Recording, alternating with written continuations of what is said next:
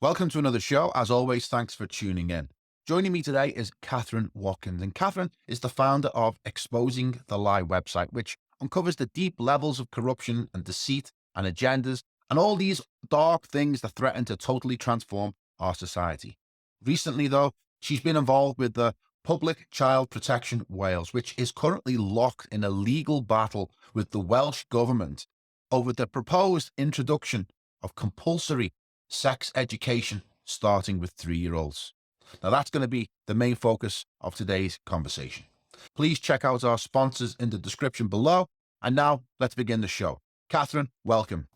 Thank you, Lawrence. Thank you so much for having me on at this really crucial time because it's not just a Wales fight. I don't know how many people know it is actually a UK fight. So I'm hoping that we'll get through a lot of information today and make people aware of not only, where this education has actually come from, but, who's involved with it and the damage that this has already caused in 52 other countries because they've already had it there, and just the seriousness of this is just, especially now right in the middle of the legal battle, is crazy. So Okay, before we get into it, tell us, a little bit about your background, because you've got a website, haven't you? And you've been involved in some of the struggles in Wales over the last 2 or 3 years. Just tell us a little bit about you, Kathryn, before we get into the thick of it with what's going on in Wales.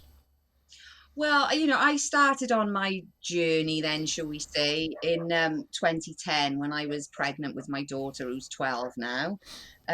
So the first thing that I started to notice or started to research, and it is my speciality, is the industry, the medical industry as a whole. So that's where I started, and obviously been down a lot of other. I've gone through the mortgage fraud as well. That's a whole. We'd have to do another whole show on that, I've Lawrence. just I done one couldn't. with Lisa Tanner about the mortgage Oh, I fraud, know so yeah, Lisa. I I've know already Lisa. began that Yeah. conversation. Yeah, so I've been down all of these, but the most serious, and obviously child abuse as well, and we know what goes on in Hollywood and the entertainment industry, and we know, and all of those sorts of things. But then this is where I came across the girls who made Public Child Protection Wales in 2020, July 2020, I believe it was. I was at a rally doing a talk on vaccines during the lockdown, and Kimberly was at one of the rallies, the chair of Public Child Protection Wales, but Public Child Protection Wales hadn't actually been started yet. I don't think. It was sort of a month later. So I met her then, but I'd seen a video of her on Facebook that somebody had posted, and I thought, I need to find that woman because she is talking so much sense. But when I first came across this though, before I met the girls, somebody had posted on Facebook a program called All About Me. It's like a program that they were using in schools, and this program at the time had been distributed to 251 schools in England, right, at the time. And it was called the All About Me program. Anyway, it was a video that somebody had done, like a YouTube video, and I was mortified. I could see the danger in some of this, well, explicit content that they planned on, teaching to really young children and whatever. So straight away, I was alarmed, knowing all that, obviously within elite circles and the paedophile agendas and everything else. I knew all that beforehand. I saw this All About Me program and I thought, surely not. Surely, I'm not naive, but I just thought they haven't already got this stuff into schools, no way. And then it was shortly after that, maybe less than a few months, I came across Alfred Kinsey. And then I felt, well, I'm well researched in this sort of thing anyway, right? So I'm quite hardened to it. That I watched a documentary and it was called The Kinsey Syndrome. It's 2 hours, 44 minutes long. That's the first documentary I watched on Kinsey, and I had to turn it off about 3 times because I felt physically sick. I was highly disturbed. I knew straight away where this had come from, and I knew I was going to find that connection, which I did ultimately find in the end. So who And was that who was for people that don't know, who was Alfred Kinsey? Was he a psychologist from the 70s, an American psychologist, and didn't he focus specifically on sex? that was John Money, that one. He's another one. I'll talk about him later. Alfred Kinsey, he's considered, still is, the father of the sexual revolution, Alfred Kinsey, right? And it was based on 2 publications that he had done with his colleagues in 1948 called Sexual Behavior in the Human Male and 1953 Sexual Behavior in the Human Female. But Alfred Kinsey's research that it didn't come out properly until sort of, well, I say it was being fought, but I'll talk about that in a minute. His data was based on, so he was a sexologist. Originally, he was a zoologist. He had nothing to do with sex research whatsoever. But anyway, he went over to sex research. There's a bit of a dark past about Alfred Kinsey because he's hailed as a hero. If you don't know the real Alfred Kinsey, but you've looked at, you watched the film. They did a film 2004 called Kinsey, and Liam Neeson played Alfred Kinsey. That's right. That's how I remember right? it. Yeah, yeah. And So they this, lionized him, didn't they? Hollywood, Hollywood lionized this really strange character. But he was told, though, because Alfred Kinsey's work, basically, if I talk a bit about him, then you'll know why this was really relevant and why Liam Neeson should never have played him. But there we go. So Alfred Kinsey originally, like I say, he was a zoologist. Then he went into sex research, but he was a closet homosexual. He was a sadomasochist, and he was quite perverse. Now, at the time, this was back in the 1930s and 40s, when there was, you had the Victorian era and everything, still marriage and everything was, classed as what we should be doing, until Alfred Kinsey came along. But because of where he was born and, when he was born, he did get married and have children as a front, right? But underneath it, he was really quite perverse. Anyway, he decided he wanted to collect this data on sexual behavior in the human, right, male and female, because he thought that what people said they did and what they actually did were 2 completely different things, right? So he went out on this quest to prove that the sexual behavior of humans. But this is the bit people don't know, right? So what he called them histories. So he would ask people about their sexual experiences when they were younger, those sorts of questions. He was very good at sort of interviewing techniques. He was really good at making people probably say things they didn't even really do. Do you know, things like, when did you first masturbate? Not, have you ever masturbated? But the people that he was more drawn obviously to the homosexual community because he himself was a homosexual. So he would interview to collect these histories, this data. He used male prostitutes, female prostitutes, homosexuals, sadomasochists, prisoners. He went into prisons. This is the thing people don't know. He went into prisons. Pedophiles was the other ones, right, that he got this data from to put in this book and call it science, right? So he went to the very small minority of people only, but he made that representative of the whole American male population, right? So what he was saying, and the laws and everything that were in place at the time, he was saying, if these laws are to be stood up, then 90% of the male American population would be in prison. So he was downplaying this sort of, deviant behavior and whatever. But so he was the one who kickstarted it off. Now, in the book, there's a publication, the first one that he did, Sexual Behavior in the Human Male. Now, most of it is on the adult. There's a chapter in that book, chapter 5, and that is on the child data that Kinsey uses, right? And basically, it's horrific. It is absolutely, I can't believe I've got to say it, but it is, right? So anyway, he got them in tables. He's got his data in tables. And most of it is just nonsense, really. Most of this book, a load of statistics and whatever, a load of jargon to make it sort of seem like it's real, but the data in this book, so the content of table 34, this is just one of them out of the tables used in these books. Number of orgasms in pre-adolescent males, right? And you've got a table there. Now let me explain to you where Kinsey gets this information from, that children can experience orgasms. He gets it from pedophiles, and this is all documented. And the 2 most prolific, one of them was called Fritz van Balusek, and he was a Polish Nazi, right? And he used to rape little girls, right? Now he noted down through Kinsey requested this information. He noted every time he abused a child, he noted down every little detail, as did another pedophile called Rex King. who Kinsey was also getting this data from when he was abusing children and animals and whatever else he was doing. So all of this data, so the way that it's even written in the book, it's What's the written in name the of book. what's the name of It's the book? called, it's expensive, mind. The public, you can find bits of it online. The publication is called Sexual Behavior in the Human Male, 1948. Right. So, but if you type in Google Kinsey Table 34 or Kinsey's tables, they will actually come up. Okay, so I don't think we need to go into any further detail on that. It's dark enough. I mean, so Kinsey was involved in some weird research in relation to sex and paedophilia. Yeah. Why is that relevant to what's going on in Wales? Right. Well, based on this data from these paedophiles, as per the perpetrator, based on this data, right, this was concluded from his research that we are sexual beings from birth and we're able to experience sexual pleasure from birth. Now, that is huge, because I'm going to give you the connection straight away to Kinsey, right, and why he's here. Because somebody might say, well, he died in 1956 as well, right? So somebody might say, well, why is this relevant now? Well, I'll tell you why. Because our Welsh curriculum, as England and Scotland and Ireland, is a global education. It's a global comprehensive sexuality education, and it comes from the United Nations. It comes from UNESCO and CICUS, which is the Sexuality and Information Education Council of the United States.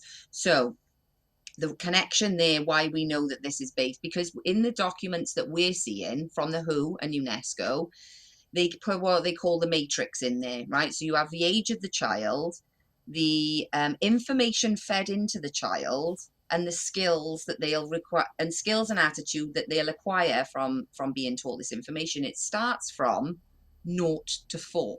And we're talking sexuality here, mind, right? So we know where this comes from. But just to point people, make sure that people really truly understand, Kinsey didn't write that book on his own. He had two with him, right, which were his close associates. One of them was called Clyde Martin, and the other one was called Wardell Pomeroy, and they're on actually on the book as well.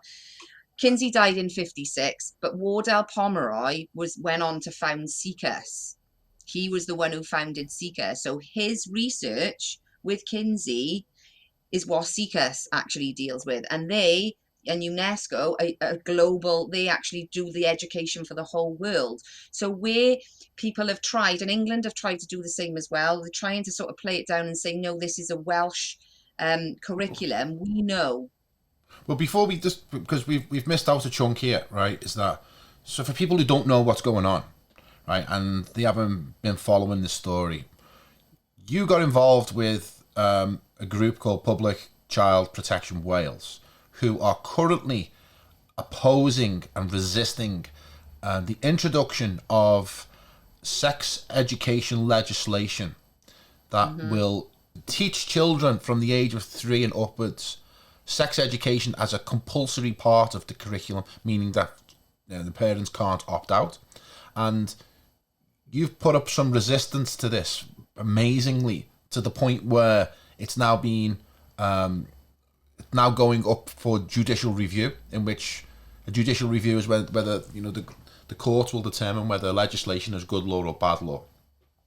Now, what you're saying, or what Public Child Protection Wales is that the proposed legislation has been introduced already in England and Scotland, and Wales is just lagging behind a little bit in terms of this, and that education is linked to UNESCO, UN, the WHO, and that in itself is linked to Kinsey's research. Is that what we're saying here?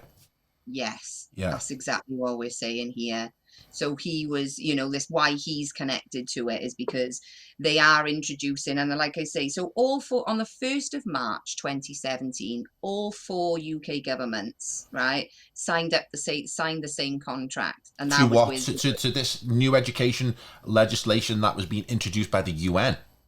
Yes. Wow. Yes.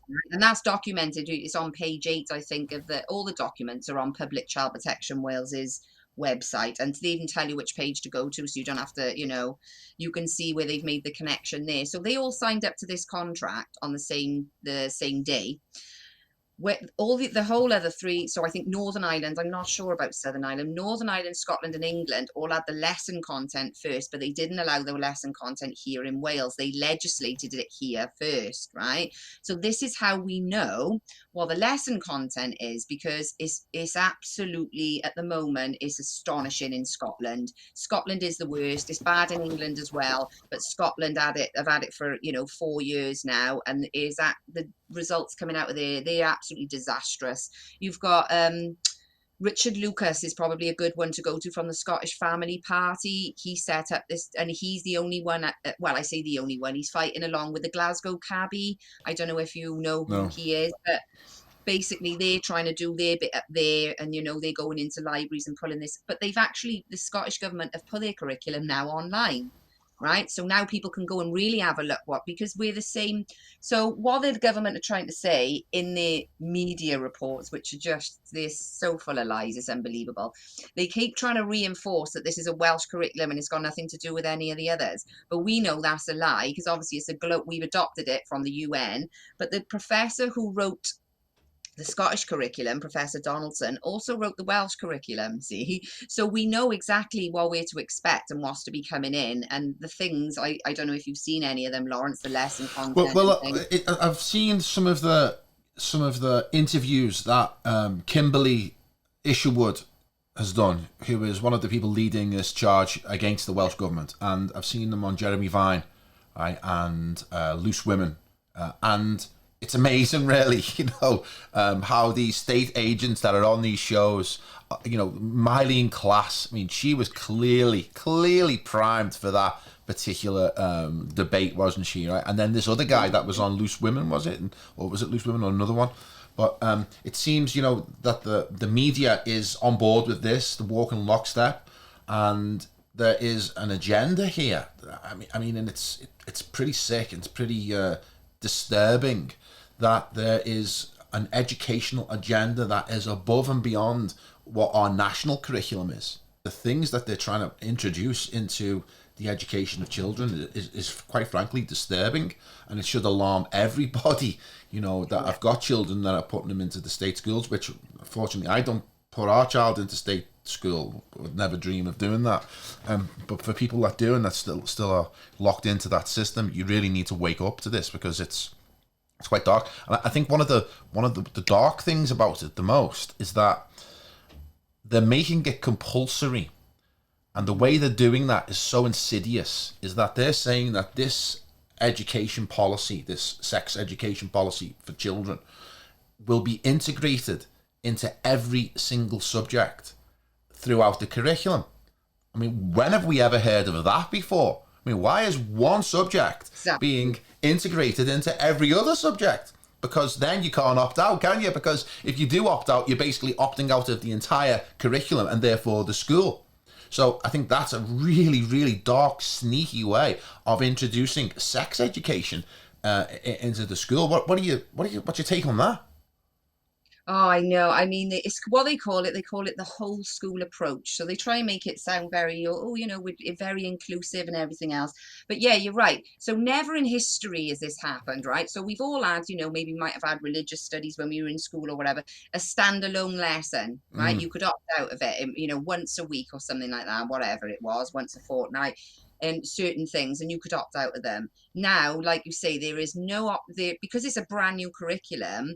They've literally entwined it through every single subject, so you cannot get out of it, like you say, unless you deregister your children from school, which is the best thing to do, I think. And it is happening. And don't get me wrong, if if everybody knew and was on mass sort of saying, I'm not sending my kid in for a week, you'd have a real sort of, if there was numbers. The thing is, though, Lawrence, people just don't know. They're so unaware that this is going on, and if they do, they have heard about it. They've heard the surface, very fluffy, nice, it's all about inclusivity and relationships and whatever, and they've not gone underneath that surface to have a look. But yeah, you can opt out of this. And my argument with this is, anyway, right, I've got a problem with that anyway. Even if it was a standalone lesson, now my child doesn't go, she's been home educated, so she went to nursery, other than that she came out. So if it was a standalone lesson, then what about the children whose parents decided to opt them out? What about when they go on the playground with the children who didn't opt out? You know what's going to happen there. They're going to talk to each other. They're going to act it out, do whatever, because that's what's going on now. Because they've been introduced to it. What do children do? They mimic. Of course. They mimic. And this is what they're trying to do, and they can't even process it themselves because they don't understand what's going on. But it's causing, well, it's out of control. It's hugely dangerous to our children, massively. Yeah, I mean, it's difficult to fathom why they're doing it. It's difficult to really truly grasp the scale and scope of this agenda, that they are clearly targeting the youngest and most vulnerable in society. Yeah. For mass propaganda, mass indoctrination from the age of 3. Yeah. Which means that they're going to be going through this entire school system. Yeah, this entire curriculum is going to be working on them from the age of 3 until they get spat out the other end, when they're 15, 16, truly, fully indoctrinated to this agenda, that, it's going to be very difficult to free their minds after such a long indoctrination process. It is. And this is the thing. I don't know if you knew about this, Lawrence, but right. So they're saying they bought this sex education in to stop teen pregnancies and STIs and whatever. Well, if somebody want to explain to me then why they're rolling it out for the 3-year-olds in September next week, but for the secondary school children, they've got a delayed rollout until 2025. But I thought it was them you're going to be protecting from pregnancy, not 3-year-olds. So it just goes to show you that they want, like you just said, they want them obviously the youngest. Their brains are so much more easy to manipulate and mold. Of course. To go through, so that they not only is it normalized to them, but they're desensitized by it. And this is where that barrier of, we can see it happening. They're empowering children in school with consent. That is hugely problematic. Kimberly mentioned this in some of her interviews, is that children shouldn't be taught consent, because consent is negotiation, isn't it? Children should be taught no, not consent. How can a child give consent? It can't, can it? But that's really part of this whole sick agenda that they're inserting these. I mean, the fact that we're even having a conversation, the fact that we're having a national discussion about whether children at the age of 3 should be taught sex education is just how far we've fallen. Is that we're even talking about it, that we're even having to resist against this terrible, insidious attack upon our people, on our culture, on our country. And it's amazing that there's a group of women, mothers, that are fighting back, because no one fought back in England. No one fought back in Scotland until it's too late. At least someone's having a go before it's too late in Wales. And I think if the court case is successful, then we may see some change. I mean, tell us a little bit about the court case, because it's highly unusual to get a judicial review. Normally, most of them are just battered off, because the result of the judicial review can determine whether the government's law is good or bad law. So I think the fact that a hearing or a case has been accepted by the administrative court is huge news, and that's the reason why you've had this platform, isn't it, lately on Jeremy Vine and Loose Women and all those programs, is because of this judicial review. Tell us a little bit about the background to that. What were the events that led up to it, and how it's developing? Well, very interesting, especially when we go back, because obviously before we went into court, we tried to do what we contacted the people, the education ministers, we contacted people in Parliament, we contacted MPs to try and tell them about this before we took anything, but they just treated us like shit. They did treat us like dirt. So what happened initially, Kirsty Williams, who was education minister for Wales at the time, she basically said that this education, because she was trying to say it was a Welsh curriculum, and Kim had already found the connection to the United Nations. So she contacted Kirsty Williams and said, have you made a mistake? You're saying this is a Welsh thingy. Kirsty Williams wrote back and said 5,000 public Welsh researchers and public servants have written this curriculum. So we put in a freedom of information request, and that came back and showed that nobody worked on it from the Welsh curriculum. Nobody worked in Wales on it at all, because we know they didn't. Obviously, it's a global rollout. So we caught her out lying then anyway. So we had to go through, obviously, the process of taking it to the Senate and everything else. So we knew that she knew it was a global rollout as well. It was just that obviously she was just going along with whatever, because she's a yes woman. She is a yes woman. She was the one that passed the legislation in 2021, right? And then so telling the world, oh, she's committed to these children, and she'll do this and she'll do that. As soon as she made that decision, she sodded off. She left. Of course she left, and whatever, she's probably got a better job now and more money at the end of the day. So she wasn't as committed to those children as she said she was. Anyways, we had, even to get it into the petition, we had to make 5,000 signatures, but we didn't know this until we put a petition together with 17 pieces of evidence, or PCP Wales did, with 17 pieces of evidence. They took all of that, or a lot of that evidence out, and replaced it with a pro-abortion website, which had nothing to do with they made a mockery out of it, basically. Anyway, they phoned Kim on Friday, I think it was like a late November Friday, and said, you need 5,000 signatures by Monday, or it goes up to 10,000. This is how dirty they play. And Kim said, well, when did you know about this information? Oh, a few weeks ago. So they didn't bother telling us, but we got the 5,000 anyway. So they did hear it. And what was the petition for? Just remind me of that. About relationships and sexuality education, and obviously taking parental opt-out, and we want to stop it being compulsory from age 3 to 16. Okay, yeah. So it was basically for that. So they did have to talk, and there is a clip of Kirsty Williams throwing her hands around, as the politicians do in the middle of the Welsh government. She's sort of losing control a little bit. She just starts babbling all this nonsense, and she calls us travellers and telling people to stay away from us, and we're pushing dangerous misinformation and all that sort of stuff. So anyway, that was that, and then we got ourselves a barrister. Well, actually, England did try and do something about it, Lawrence, but not enough people knew, for a start. I didn't even know until they came here. And what they did is timed them out on a technicality, as they do. So there's something as important as this, and they're timing it out on some silly technicality, right? So anyway, we got the legal team and we got the barristers, and we decided, right, we're gonna have to go in with a judicial review. Not expecting it, as you just said. Is only 0.22% of the time that they're ever granted, right? And on something like this, we weren't expecting it. We thought we were going to have to apply for an oral hearing. We thought it was going to, all of that sort of stuff.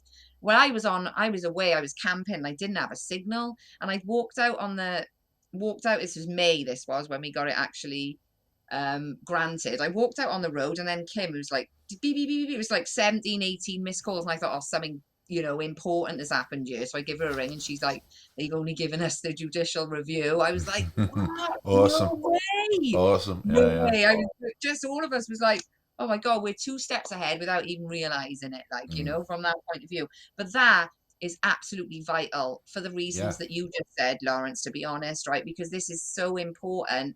And the fact that we've even got it, and the judge's comments were, it's on the website so people can read, the front of it where he granted it, but it was at the bottom. It said potential serious consequences for both parents and children. So they're recognizing that there is a serious issue here to grant it, But since then, we're just having the media. So what happened with? Well, they're being forced to report it, aren't they? You see, because up until the judge accepted the case, then they could just do what they normally do, which is just blanket. Is just pretend it doesn't exist, because they control the platforms of the media. And the fact that they took it on, just in itself, is big news, because now they're forced to report upon it. And once they're forced to report upon it, then a debate happens, isn't it? They've got to entertain both sides of the conversation. Who was gonna, in their right mind, is gonna support this shit if they really knew what was going on? And ultimately, whatever happens with the case, it's gonna have to be the judge, even if it's it goes against you, he's still gonna have to provide reasons why that is. They can't just ignore it, and then those reasons can be analysed and attacked. But let's hope it's a really positive experience. Where are you up to now, currently, with the hearing? Yeah, so what we had to do, obviously, we were expecting, because this was on I think it was something the 25th or something of May that we were initially granted the judicial review. So because we knew it was going to be September that they were rolling it out, that was the deadline for it. Then we thought, we had a few months, but back and forth, whatever, to getting everything straight. And then they said, oh, we can't hear it until November. And we were like, that's too late. Like, that's too late. You can't. Was it too late because the Welsh government intends to roll it out in September? Is that the reason it's too late? Right. Okay. Yeah, for us, yeah. So what we've had to do And then if the Welsh government ignored the fact that you've got a judicial review in place, and they're just going to roll it out anyway. Well, this is what I was thinking. I was like, they know our judicial review is against the Welsh government, you know. But the media reports that are coming out now, I don't know if you've seen them, Lawrence, but Well, I've got one here. Let's have a look at this one. It says claims about new sex education curriculum have no basis in truth whatsoever. Education minister says. I mean, that's pretty forceful language, isn't it, from the Welsh government? Well, the thing is, Lawrence, they've had to come out of recess for this. Mind, they'll be fuming. They're all on holiday forever. We were busy on holiday. Yeah, you're not going to be happy. But even Jeremy Miles, he must be because before Jeremy Miles was education minister, somebody from PCP Wales, he was a local MP for her. So she had messaged him, emailed him, asking him what he thought about this new education that was coming in. And he said he personally endorses it. He personally, wow. And then he became education minister. We got all this sort of stuff. But what's interesting is that they're saying he personally endorses it. But what does he personally endorse? Because as far as I can understand this narrative so far is that they haven't even released what the curriculum will be anyway. They haven't announced what the lesson plans will be or what kids are going to be taught. It's just that this legislation is compulsory, you can't opt out of it, and it's going to be integrated into every lesson. But they haven't really said what that is, have they? Or have they? No, they won't. Have you noticed? They won't say it. So what they kept saying before the judicial review, and they've actually returned back to it now, which is why I know they're acting erratically. So when we had before we got the judicial review, when Kim went on Vine, just when we'd applied for it, so they hadn't granted it, the papers were saying, there was always a statement from an unnamed spokesperson from the Welsh government who said, this campaign is spreading dangerous misinformation, and it's age appropriate and developmentally appropriate. That's it, nothing more, right? In every single way. But even those two lines, age appropriate and developmental appropriate, that's Orwellian. They're Orwellian terms in themselves, because what's the definition? I mean, what's the definition of those terms, and who determines whether the children are right for it or not? It should be the parents, not some, faceless bureaucratic system that we don't even know who's creating these things. Exactly. You know what I mean? That's the problem with it, isn't it? The age appropriate and developmentally appropriate. That's what they keep saying. Now, age appropriate, you can't define that, as you just said, right? Because what about the neurodiverse children, right? So they stopped using age appropriate because people were going up to the school and saying, can you show me what the hell's that mean?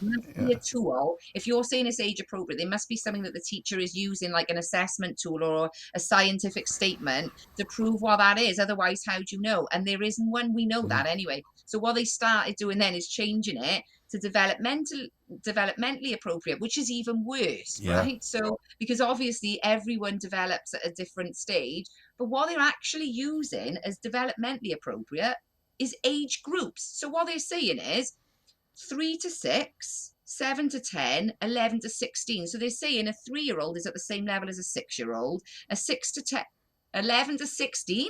Well, that's very, very dangerous. That's all they're doing, but they will not say what the dangerous misinformation is. Now Jeremy Miles has gone back to this. He's obviously panicked. Some of the articles are really desperate. And what happens when an abuser is losing control? They act all erratically, don't they? And the things that they're saying, quoting from Jeremy Miles, are complete and utter lies as well, and we can prove it. He's even saying, we've asked this group on numerous occasions to desist from it, but they've ignored us. No, they haven't. They've ignored us and booted us around. This is just nonsense, it's just me. But it's causing eruption, though. Yeah. It is causing eruption. Like, what's going on? Well, defiance in the face of tyranny is victory in and of itself. Just defiance. So the act of defying these people in positions of power who think they can just lord it over us. Just pushing back alone is enough, you know, for even a small victory. But they hate it. They hate having to come out in public and explain themselves, like this guy, you know, is finding how difficult it is really when there's a challenge from real people. Yeah, that's what they're scared of, see, and they're very worried now because in Wales, it's easy for us because we're a small country, so we've kind of benefited from that because we are the last ones, mind. It's Mm, in 52 other countries. We're the last men standing now, mm, but we can get from north to south in 4 hours. We can get east to west, and do you know what I mean? It's yeah. easily we can get around. There's only 22 local authorities in Wales. You know, there's hundreds and something in England. So what we did, or what Kim did, was did a WhatsApp group for every local authority, and all these people who were just people like me and you, do you know what I mean? They all sent letters to their local authorities. So this is why they had to come out and do a nationwide statement, because obviously all of these emails are coming in off these people. The councillors are getting wound up. This is what happened in North Wales. This is how they ended up. You've seen the article for North Wales, the very sensationalised one. Chaos erupts in council over sex education. Have I've you seen the seen any of headline that? and I've seen some of the video, but give us a brief story of that, because aren't they claiming that, you know, the people were losing control and creating chaos in a council meeting? I mean, why wouldn't we? You know, Yeah, even and and why the hell wouldn't we? You know? justified, wouldn't it? Do you Yeah. know what I mean? But that's actually not what happened at all. So thankfully, somebody in the public gallery, which was full, by the way, that doesn't normally happen. Do you know what I mean? They're coming out in their droves now. So enable for Gwynedd Council, which is in up north, to even have this council meeting, there has to be 5 councillors or more to call an extraordinary meeting. That's what they call it, right? So it's like an emergency meeting then on this subject or whatever. So luckily, there were quite a few in that council that were like mortified. They didn't know anything about it. So they called this extraordinary meeting, and this is what our meeting was. So because it's in North Wales, even though I'm Welsh, I can't speak Welsh, right? So some of them are speaking in English and some of them they're answering in Welsh, but you can tell from the public gallery sort of who's who, because obviously there's some boos and clapping and whatever. Nothing. Anyway, about halfway through, I didn't know what they said, but I found out later off. Matty, who was the one who kicked off, right? Halfway through, he gets up after one of the councillors is talking. You can see it on the footage, obviously. And he says something about the World Economic Forum. All I heard, because obviously he's kicking off in Welsh, but I heard Plaid Cymru, which is one of, you know, he said something World Economic Forum, and then I heard him say paedophile, and he was obviously walking away from the camera at the time, so he had gone.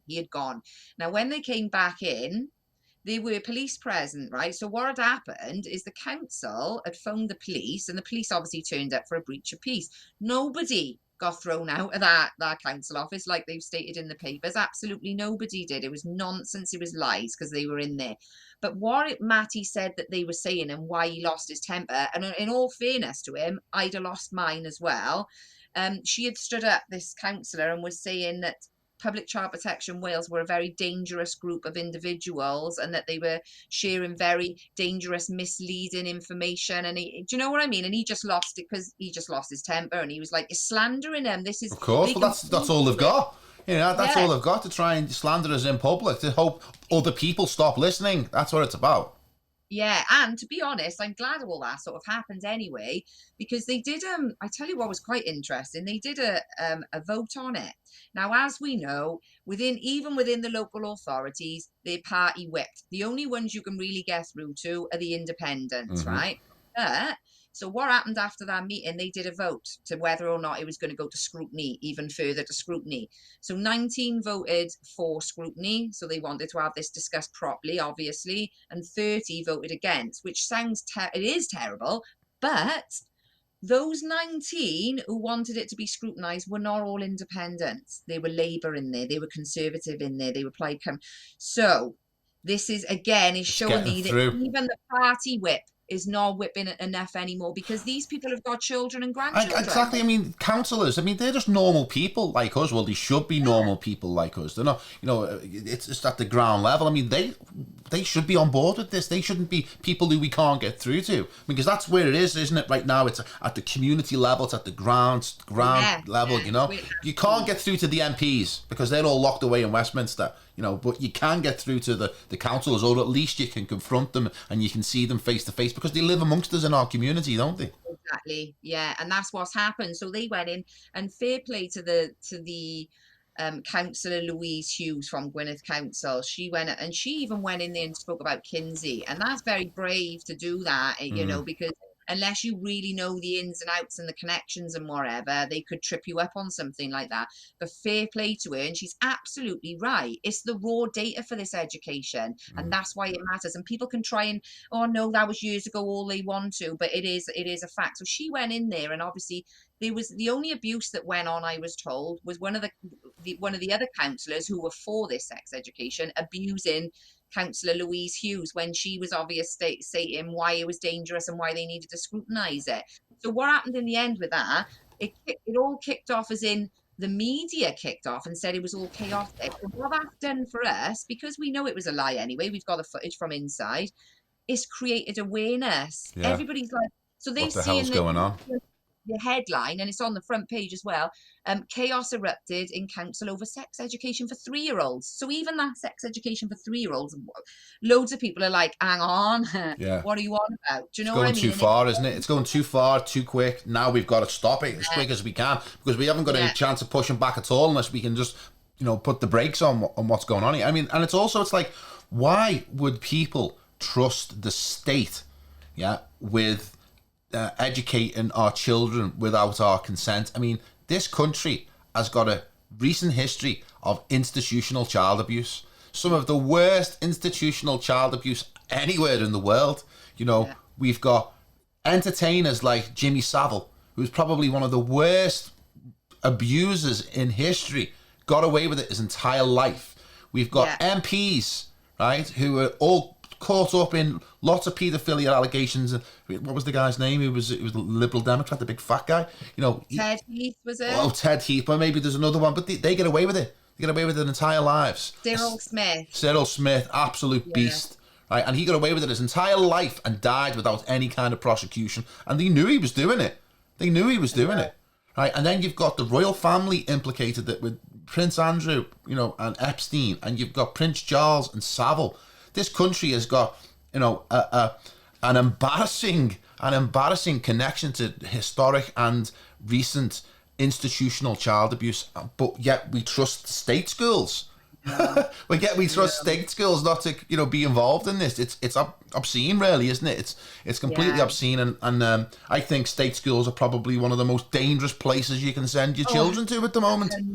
100%, and I don't care what anyone. It really is one of the most dangerous places for children to be. And I know people don't want to hear that, and I'm really sorry that that's the state. But that's the fact of the matter. They're not getting educated. They're getting sexualized for a start. We've got children now. So they want to teach our children, 3-year-olds, about all the different genders, 100 odd genders. At 3 years old, you say that. People would call you a conspiracy theorist for that. But I watched that clip on Jeremy Vine, in which they showed that little clip that was on the BBC's website of a teacher talking to two children. Two children must have been about 5 or 6 years old, about 100 different genders. I mean, it was like, what? Real. I'm like, they are doing it. They are doing it. And, as an adult, I read, when we did the podcast-a-thon, I think it was early hours of the morning when I went through and did sort of Kinsey stuff. But right at the beginning of part 2, where we interviewed DJ Slipmat, me and Lou, I was reading a book there called Who Am I? I don't know if you saw it. And it was a children's book. It was for young kids, 5, 6 and whatever. And they had them listed in there. What sort? Right. Now, as 3 adults there discussing that book, we were confused as adults, right? What on earth does this mean? What on earth does this mean? Now, our children, especially in Wales, we're the worst for English and maths. Right, but where our 4 mandatory subjects in Wales used to be English, Welsh, science and maths. That's pretty reasonable. I would say that's not anymore. The 4 mandatory subjects are now English, maths, religious values and ethics, and sexuality education. Science and maths are no longer mandatory. They still teach them, but they're not mandatory. Wow. So they're saying they need to know about this and about what gender and about what sex is before they learn about maths and science. This is outrageous. It's outrageous. It really is. And, you've got to get your kids out of there, because there's no good things going on in them schools at the moment. But it's like, the confusion is a deliberate part of the indoctrination, because if you look back at Pavlov, who did his experiments on dogs, and he absolutely influences behavioural science, which part of the British government use, which is called the nudge unit, in which they nudge people in directions they want them to behave. Well, Okay, yeah. that research with the dogs, in which they rang a bell every time they fed the dog, that was continued. Right? We only really know about the Pavlov experiment with dogs, but what they did then was they did experiments on dogs where they confused them. Right? So they would give them dual commands: sit down, stand up, roll over, stand up, right? And they would do these dual commands at the straight away, and the dogs would become confused about which way to go. Right? And what happened is that they become completely controllable when they became in this confused state, because we need some level of certainty in order to make decisions and know which route to go and which way to go. But this behavioral science found out that they can be far easily controlled when you can put them in a state of confusion. And that has been extended throughout society with these state psychologists and state psychiatrists. And, you know, this idea of confusing people is part of the tactics. I mean, we look back over the last 2 to 3 years and some of the absurd, ridiculous rules and regulations that they came up with, just constantly contradictory, weren't they? Constantly contradictory. So when you're saying they're creating books that are confusing you, they're 100% confusing the children. And if they don't know which way to go, then they're putty in the hands of these people who want to manipulate, you know, children from an early age. And it's, what was it, the co-founder of the Jesuits, Francis Xavier, said, "Give me the child, and by the age of 7, I'll give you the man." I think that's part of what we're seeing here. I'd like to have a look at that dog experiment, because I've heard of this, but I want to connect it to this, because it really does sound like you've just sort of a penny dropped then, and I was like, whoa, that actually makes a lot of sense to me. So I'm going to have a little, have a look further into that, because I'm interested in it. But yeah, this is what they're doing. So they're manipulating those young minds. We know they're doing that. So what is causing them, when people are saying it's not causing confusion? Okay, then, so how come last year 2 years ago in a school in Brighton, when they've had these lessons for a year or something or so at that time, 76 children from one school in Brighton didn't know which gender they were? That's nonsense. Why have we got 23,000 trans regret in America waiting to be treated? Not even the ones that are being treated, right? Because what happens, they're going through this period of adolescence then where they want to be a boy, girl, this, that, and everything, and they want to rebel against everything. They're making these decisions, these dangerous decisions about taking puberty blockers. Irreversible decisions that change their lives forever. Yeah.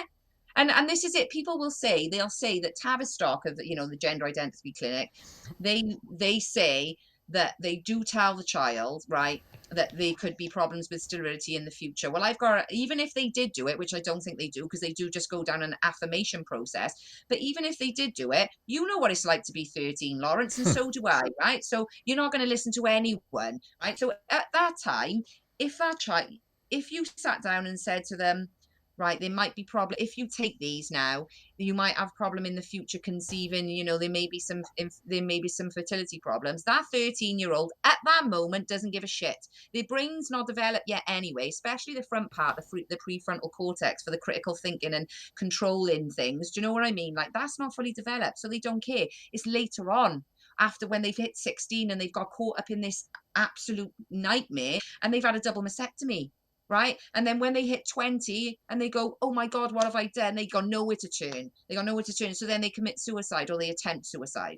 And that suicide statistic is used against people to frighten them and say, if we don't accept them, look what happens. It's absolutely disgusting. It's gaslighting beyond thingy. And it's just dangerous. It's happening to our little kids. Well, it's what's interesting is didn't Tavistock recently come out in the last few weeks, and it's been announced that Tavistock is closing down. It's being closed down because of abuse to children. Well, there's definitely been abuse in Tavistock for years, but what they've done, they know that most people know that. So what they've done is they've closed Tavistock, but they're opening up smaller clinics and more of them. That's what they intend to do, see, unless we can obviously jump in and stop it, and stop this absolutely. Can I just say what this is based on as well, the transgenderism, because I have to say it, because I've just nearly finished reading a book. But I looked into this a couple of years ago. There's another key element to this, another key scientist, not just Kinsey. In the 1960s and 70s, there was a psychologist, another sexologist called John Money, right? Now, you might have heard of the John Joan case. It's quite well known Yeah, now. I've heard of Obviously, it. Yeah, the twin boys yeah, it's that were awful. circumcised. It's And awful. then he persuaded the parents to bring this little boy up as raise her as a girl, and the twins had to go to John Money every year to be assessed and analysed, and it was actually a really, really tragic. I'm just finished reading it. I'll have to do a video of my own on this, just to go into real detail. But in a nutshell, obviously, they raised this little boy as a girl. He didn't know, obviously, because this happened when he was a baby with a botched circumcision. And then when he was going back to John Money was abusing these boys. He was making them do sexual things to each other. He was very much like Alfred Kinsey as well. Very much the same mindset, the way he speaks, everything is really freaky. Just But nonsense, anyway, given positions of power to continue this yeah, abuse. yeah, and It's awful. John Money is the father of gender identity. So Yeah. basically, what happened was he had this young boy. I'm going to call him a boy because he ended up finding out when he was 14, right? Because he was so suicidal. He'd had a miserable life. He didn't know what was wrong with him. He wasn't fitting in. He didn't know. His father told him the truth when he was about 13, right? Straight away, he stopped taking everything. He assumed a male name, but he didn't have a penis because it was burnt off when he. So while John Money had published, right, his data on these twins as being successful, that you can turn a boy into a girl, or you can change gender successfully, right? And he printed that data, and it's in the science literature, and they still use that now. In the meantime, it was an absolute tragedy. Neither twin, all their lives they were depressed. The one twin, the boy who was allowed to live as a boy, he took an overdose in 2001 at the age of like 34, and 2 years later, David Reimer, who was the one that was raised as a girl, he shot himself in the head with a sawn-off shotgun after previous suicide attempts over the years, right? That is a tragic story. The mother was on antidepressants and was going in and out of mental institutions because she couldn't handle the decision she made for her son was the wrong one. And this was printed as successful. Science, isn't it? Trust the science. But that's where the idea comes from, that we can successfully, and that was a tragedy. And what we're seeing now, and what we're going to continue to see for a few years, I think, is the damage that this whole agenda has caused to our children. I mean, it's really dark and really sick, and I don't know, how far to root it back. I don't know what's really going on here, and there's lots of different conspiracies, and there's lots of different ideas, and there's lots of different theories about what's truly behind this, and it gets darker and darker the further you go. And I don't particularly want to go too dark into it because it freaks you out yourself, because you've got to think about it. But yeah, I mean, even this conversation is a little bit unnerving for me, because it's like, ooh, but these are the facts, this is the reality, and we've got to do something about it. We've got to push back. So okay, tell us about the case again, because the Welsh government are going to go ahead in September. Your case might not be heard until November. Haven't you applied for an injunction to stop the Welsh government from rolling out the plans? Well, we applied for it and we got it. We've got a hearing tomorrow, actually. Wow. So it's from the High Court in London, but it's going to be on video link, right? So because I don't know if you've probably seen it, but a lot of judges and everything are on strike. There's a lot of upset going on in the judiciary at the moment as well, right? So obviously this is a very high profile case. It doesn't matter what, how they try and do it. But so we've got a hearing tomorrow. Now, what they initially told us, Lawrence, right, that it was 2:30. We knew this yesterday, that we got the injunction, right, and we'd have the hearing, and it was supposed to be at 2:30. So we'd sent out all these, saying 2:30. We were going to meet. So a lot of people are going to meet outside the Welsh government tomorrow at 1:00. They were going to listen, to listen in and whatever, and some in North Wales. But it turns out they've changed it just at the last minute. So it's actually at 10 a.m. tomorrow. So anyone who wants to go outside the Senedd, which is the Welsh government in Cardiff Bay. We're going to meet there at 10. It's at 10:30, I think it is. So we're going to meet there at 10, stay around, sit around, chat to each other, get networking, bring a picnic, whatever. It's going to be child friendly, because obviously we're not going to be discussing any of that content. There's no demo or anything. We're just there for the court case and to get together. And the same for Carnarvon Square in North Wales at the same time. So yeah, this is so important, Lawrence. There's a lot riding on tomorrow. Do you know what I mean? Because they're willing, don't get me wrong, they're willing to fight us all the way with our, with well, it's our our tax. money that they're fighting us with, isn't it? That's the irony, that it's not their own money, they're just using our tax funds, which exactly. is what's even worse about it. First. Yeah, that's another humiliation, isn't it, that we have to endure, is that they're using our money to fight us, from trying to abuse our children. It's sick and disgusting. Yeah, and that's actually why we need, the 100. We're on about 30. Okay, we need 100,000. Well, okay then. So you've got a campaign at the moment, haven't you, in which you're trying to raise money for legal funds in order to pay for barristers, pay for the court fees, all those things that come with a legal challenge. You've set a target of £100,000, and I think the last time I checked, it was about 34 grand. Yeah, I think it's on about, which is great. Brilliant. Yeah, it's awesome. It's really good. But we need more money. We need more money, right? Yes. And, anyone listening to this, if you've got cash, if you've got deep pockets, put your money to some good use. It's no good hoarding it.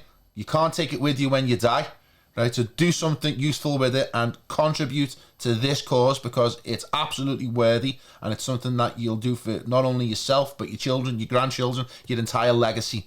And we're going to put a link in the description of where people can contribute. And, that's how long have you got until you've got to raise the money? We know that this is probably going to go on for a little while. This is the government we're in here, right? So as long as we can just keep getting it in there, we know. I don't care if I have to walk around and collect it by hand, if I have to walk across the whole country. They can do whatever they want. We will get that money because it matters, And the thing is, as well, I just want to make it just a little, I don't think I mentioned it earlier. The reason it's so important here in Wales now, and the fight is in here, is because when we win, it sets precedent.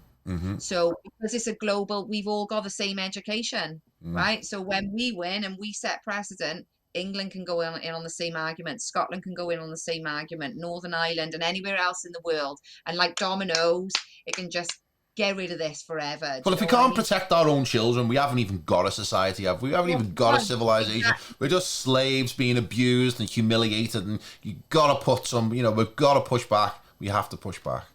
We do have to push back. And I think this is what we're doing right now. It's quite exciting, really, Lawrence, to watch it all kick off, because everybody sort of, even with the Mylene class thing, so for the Jeremy Vine, they asked him, because I saw the screenshot. So when the team asked her if she'd go on, they said, "Oh, will you take calls?" And she wrote back, "Yes, of course, no problem." Anyway, so when they did the Jeremy Vine show, right at the end, when they had the callers in, they muted Kim, so she couldn't actually respond to the calls. But when they put their little, sort of edited version up on their social media platform, Kim wasn't even in it at all. It was just Mylene Class talking, the expert that they'd invited on. And who does she think she is, eh? I mean, she was so smug, right? So intellectually smug on that clip. Really put me off her. And it was clearly she had been primed to take that position. That was a state position, that, and I think she had been told, this is what we want you to do, this is what we want you to say, and but I think Anne Widdecombe was great, wasn't she? I know. To be honest, I said to Kim, Anne will probably be okay. She's quite old, no offense to her, but she'd be quite old school, and she's conservative. Yeah, but she's articulate, and she made her point well. She articulated her point well, and she backed Mylene Class off. Yeah, she was saying, well, regardless of what anyone else says, and regardless of even the mums, a judge has agreed to the judicial review. She kept bringing back in, Mylene, your opinion was actually just useless and nobody needed it. But it was quite dangerous, because she was talking about consent there. And when you didn't hear Kim's response to that, she got millions of people watching her. And do you know what I mean? But it did actually, I don't know if you noticed, it backfired on her big time, man. No. Even people who really like her were saying, oh, I don't agree with this, Mylene. What are you So doing? where was Type of this? thing. Was this on Twitter or something? Was there Twitter, a and because I'm backlash? banned from Twitter, I'm banned from there, so I don't really go on there. But Okay, on Facebook, on Jeremy Vine on 5, if you right. find the clip there, underneath there, it's full. In 90% were against her on that, Yeah. which is unusual. I See, you wouldn't know, even put normally it past them. You know, when they brought on the pro agenda people on the calls, I mean, they were a little bit too polished, right? I think they were even put up, by the BBC.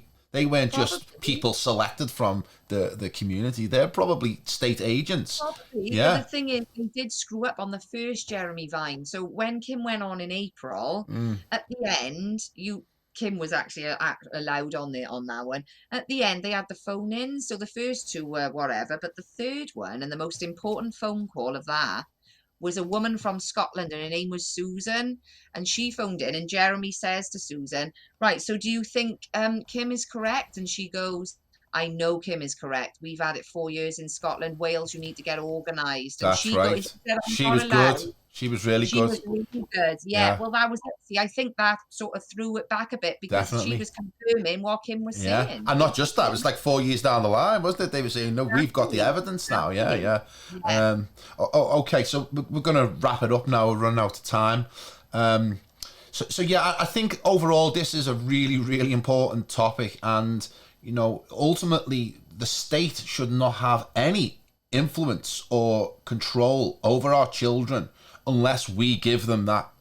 We consent to that authority, and people in the right mind wouldn't give that consent over to children. There are children, they're not the states, but ultimately that's what they want. The state want them to become there so that they can create new little robots to be spat out the other end that just conform with the global agenda, with the narrative that the government feed out. That's what they're after. But ultimately I think that's what the agenda is with this legislation. Tell us a little bit, finish up with, how can people find you, find the project, find the cause? Where can they find your stuff online? Well, you can either the best place to go would be straight to Public Child Protection Wales. So that's www.publicchildprotectionwales.org. If you subscribe, obviously all the updates, and there's lots of There them you now. go. It is literally daily. It's daily. Yeah, that's the Obviously, if you website don't there. need This one, to yeah, it's a oh, really good brilliant. site. It's a Yeah, really and good obviously site. Yeah. Liberty Tactics as well, because myself and Lou do Children's First podcast, and obviously we do any updates on there as well. So libertytactics.co.uk. You can, do you know what? I keep forgetting I've got my own website as well, Lawrence. I'm that useless because I set it up like Yeah. you because I kept getting banned off every platform. So a lot of my videos, I've written a blog actually on the sexual revolution, which is that, and you can listen to it through audio as opposed to read it. That's really good because actually that Well, goes what's right your back. website? What's your website called? My website is exposingthelie.info. Okay, I'll put And all there's of these video. links in the description. Yeah. Oh, brilliant. Yeah, cheers, And Lauren. what So about, that where can they find you online? Are you on Twitter and Facebook and Instagram? I'm banned from them all except Facebook, where I've got 4 accounts, right? But the one I've been on, I don't want to jinx myself here, right? But I've been going under the radar a little bit. So I use Facebook more than I do other things anyway. So yeah, Kathryn Watkins on Facebook, which is KathrynWatkins, and that my profile picture is actually like a picture of a judge's hammer, and it's got tomorrow's details on it anyway, because people are going to be like, which one is she using? It's going to be the one I'm active on. Just click on it. My profile's open anyway, so you'll be able to see. But yeah, so that's where anyone can find me. If anyone wants to know if they can do anything, go and find out first of all, obviously, because it's pointless sharing things that you don't, go Well, and there's find out. tons of information on the website, that the Child No, Protection Wales. Tons of information on there. yeah. Everything you need is on there, isn't it? They actually have got Twitter and Instagram as well. So I think the Public Child Protection Wales on both. They've got Public Child Protection Wales on Facebook as well. And they've also got a YouTube, which is the same, Public Child Protection Wales. So if anyone wants to know anything at all, there's a contact form obviously on the website. If there's anything, if you want to, anything that's happened, or if you want to get involved in any way.